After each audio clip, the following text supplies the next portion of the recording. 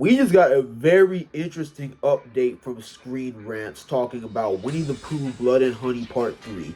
And we had an interview with Scott Chambers going over the release of Blood and Honey Part 3, what to expect, and some major things that I wasn't expecting out of this, and that changes a lot in regard to what we can expect out of Blood and Honey Part 3. So if you guys want to see what I'm talking about and hear what these new updates are from Scott Chambers, from the director of Winnie the Pooh Blood and Honey Part 3, stick around and we'll get into all of it. So yeah, we had an interview with Screen Rant about 3 days ago, I want to say, and it was talking about what we can expect from Winnie the Pooh Blood and Honey Part 3. This interview came about when talking to Scott Chambers about Pinocchio Unstrung, the horror movie that is the latest in the Twisted Childhood universe that actually releases later this week. And Scott revealed something very interesting about Winnie the Pooh Blood and Honey 3 and about the entire timeline of the Winnie the Pooh saga. The Winnie the Pooh saga. This is where we are in horror, and goes over a bit of what to expect here. So he subverts our expectations of this movie and letting us know that this movie, Winnie the Pooh Blood and Honey Part 3, is actually going to be a prequel to not just Winnie the Pooh 2, but also Winnie the Pooh 1. So I'll read off what he says in this interview, considering that this is an article and not a on-screen video. So I got to read this from my computer screen. Scott Chambers says, "I already know what Reese wanted to do with Puniverse, Monsters Assemble, and that is essentially continuing where Winnie 2 has left. And all of these films, Bambi, Peter Pan, Winnie 2, they're all happening in the same week, including Pinocchio. Some of them are happening at the same time.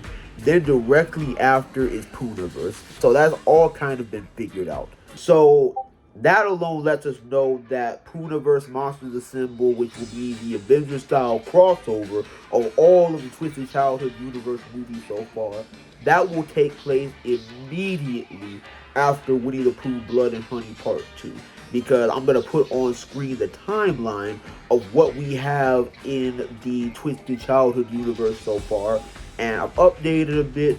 So, given what this interview has said, we know that Puniverse is going to take place directly after Blood and Honey Part 2. It says later in this article, Scott realized that Winnie 3 doesn't fit with some of the early ideas and wanting to repeat some of the same beats as the second installment. And Scott says, and I quote, "What if I go back and look at what happened in those missing years between Blood and Honey's prologue and the proper present day storyline?" He then says, "You have this fun Carrie-esque vibe that you're getting towards the end, the prom moment with them escaping in the circus. So that's the route I went. It's definitely camp, it's definitely fun. I have 24 on-screen deaths, and they're full-on deaths. You see them, they're all gnarly. My creature designs, I'm really, really happy with Pooh. I feel like it's a cool little upgrade, but I am still in it. I make a cameo that will link to Winnie 2. And what Scott is referring to when he says, "I'll still be in it," is something that he mentioned a little bit earlier on in this interview, where he says, and I quote, "I don't want to be the star and direct at the same time," which led to trying to figure out a plan and a storyline that doesn't really involve Christopher, while also not impacting future plans. So that's also a confirmation that we're not really going to get a lot of Christopher Robin in the third movie. And to me, I understand why Scott is doing it, but that's a huge shame. Not just because Christopher Robin is a crucial part of the Winnie the Pooh franchise as a whole, outside of the horror version of him, like the original Winnie the Pooh. He's crucial to that, but Scott truly was one of the best parts of Blood and Honey Part 2. His acting really was phenomenal for what this movie was, and he really brought a lot of life into the movie. For some of the TCU movies, you don't really care about all of the characters, but Christopher Robin felt so good acting-wise. I really cared about everything he was going through and everything that his character had happened to him. So yeah, it's unfortunate that Christopher will not be a part of Blood and Honey Part 3, but at least it sounds like the main monsters are going to be the primary focus of the third movie, which is always my preference. So we'll see how that goes. Again, it's a bit disappointing, but with this franchise's track record so far, it's been satisfying writing, so I'm sure they'll find some way to make it work. This raises a lot of questions about Blood and Honey Part 3. First of all, if you guys checked out my last video, and by the way, thank you so much for the views that they did on them. Getting to be a little bit of a celebrity in the horror world, if I do say so myself. If you guys check my video, you guys see that Mary Robin, who is the girlfriend of Christopher Robin, will be making an appearance in the movie. And as we saw in Blood and Honey Part 1, the girlfriend of Christopher Robin got killed in the hands of Pooh Bear and Piglet. And according to Scott, who directly talks to his fans on the Twisted Childhood Universe Discord server, I am a part of this server, which is why I get so many of these updates. He let us know that this is going to be a prequel to Blood and Honey 1 as well. So the trilogy of the Winnie the Pooh movies will end up being Blood and Honey 3, then Blood and Honey 1, then Blood and Honey 2. And that's the order that the timeline will go in.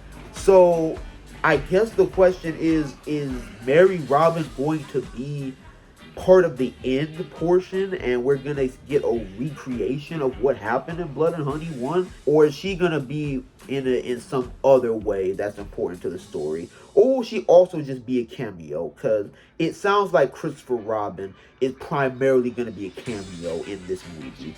So it also raises the question of, does this happen directly after Christopher leaves for college and they have to Hannibal Lecter Eeyore? For you, Eeyore!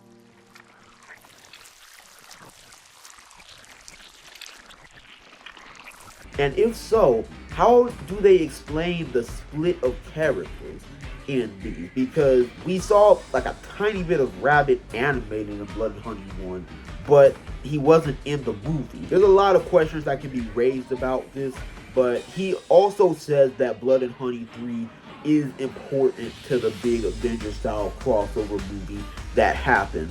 So I guess we'll see how that plays out, because I have no idea how that's going to work yet either. But what we know so far is that they are kidnapped and put in a circus full of public domain creatures and are abused by this villain called Balthazar von Woozle, referencing the Heffalumps and Woozles from Winnie the Pooh. And it's going to be a prequel to Blood and Honey 1 and Blood and Honey 2. So yeah, I'm really wondering how this is gonna go, and I wonder how many questions we're gonna have answered, considering that this is gonna be a prequel movie. So yeah, I guess we'll see where this goes. And it's scheduled to come out later this year. I'll be sure to keep you guys updated on more Puniverse news as it comes out. Especially if you guys keep enjoying the content. Are you disappointed with Christopher Robin's absence? Are you more happy with the more so focus on the crossbreeds and the sequel being a prequel? Let me know what your thoughts on this new revelation will be. I'm very intrigued about what they're going to do with this. So subscribe to my channel because it will really help me out. Follow all of my social medias in the description. I promise I will put it in the description this time and not be a lazy warthog ball sucking piece of shit. And make sure you guys take care, y'all. I'm out.